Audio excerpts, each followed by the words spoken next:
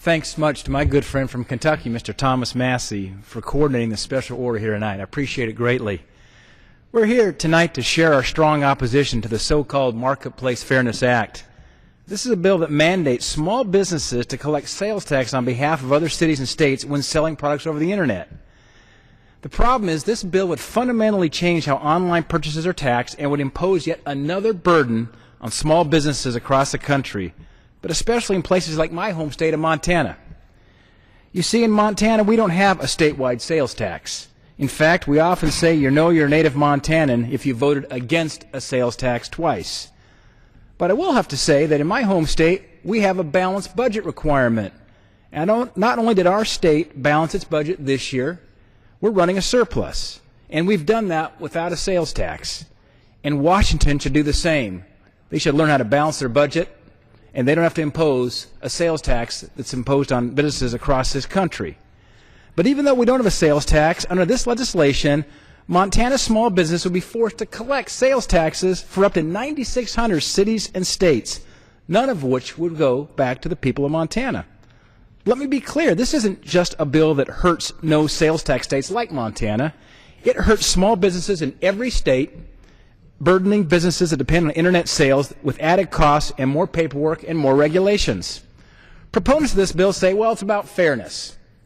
They say that this bill will help prevent the supposedly widespread practice of showrooming, where customers visit a physical store but then buy the goods online, where customers can get a better price or avoid paying sales tax. According to proponents of this bill, this showrooming is destroying our brick-and-mortar businesses. Well, ladies and gentlemen, this is not only misleading, it's wrong. As the National Journal reported, a recent PricewaterhouseCoopers survey of 10,000 shoppers found this so-called widespread problem occurred less than 2% of the time. In fact, the survey found that 10 times as many consumers researched products online so they could go buy them at the local brick-and-mortar shop. Think about that. And we've all had that happen to us. You may go online and shop, but you may not want to pay the shipping cost. You may not want to have the time it takes to receive the goods. You may want to be buying that bike for your child. So you go downtown and buy at the brick-and-mortar store. Furthermore, the study states, and I quote, "We also can't emphasize enough that the physical store remains the centerpiece of the purchase journey for many categories. In 9 out of 11 categories, in fact, the majority of consumers use physical stores for both researching and purchasing the products they want to buy." End quote. I know that many times I'd rather head downtown to my home of Bozeman, Montana, to talk with folks face-to-face and purchase a product I've researched online so I can avoid shipping fees and avoiding the wait time. I know a lot of Montanans feel the same way. But then I also have to ask, what is fair about forcing a small business that relies on Internet sales to learn the ins and outs of 9,600 different tax jurisdictions, or be subjected to tax audits, as a gentleman from Kentucky just mentioned, not just from one state, but from all 46 states that collect sales tax? Imposing these unreasonable standards on online retail sales, but not also on brick-and-mortar retail sales, is not only unfair, it's unworkable. I've heard from Montana small business owners who are deeply concerned about what this bill means for them and how it will affect their ability to remain profitable. I'm concerned too. I've spent nearly 3 decades in the private sector. In fact, prior to having served in Congress, the last elective office I held was student body president of my high school. So I've come from the business world. I've been a job creator and somebody who's had to fight through regulations and pay taxes.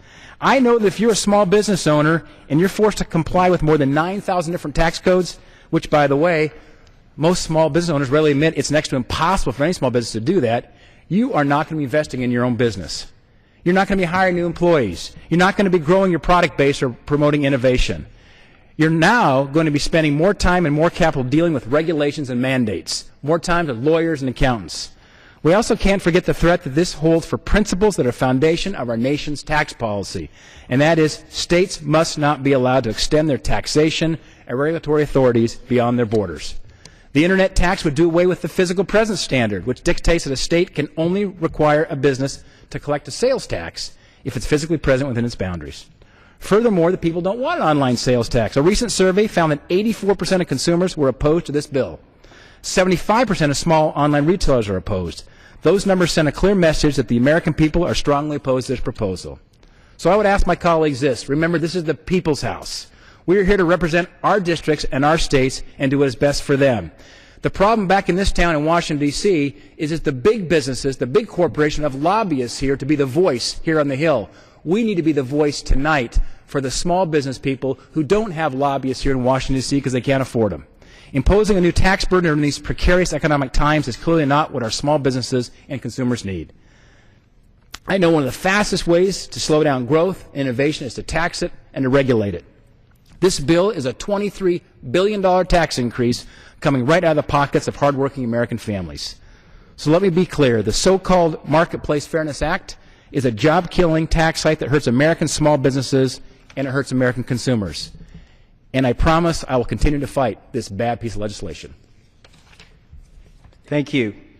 Mr. Speaker, I'd like to remind my colleagues that Mr. Daines represents the great state of Montana, which operates with a lean government and has so far got by without a sales tax. That's the great thing about these United States of America.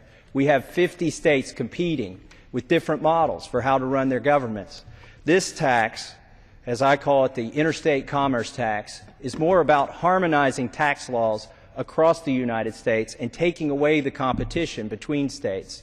Now, my fair state of Kentucky has a sales tax of 6%, but I don't think it's fair that we impose a sales tax on the state of Montana when they've worked very hard not to have one.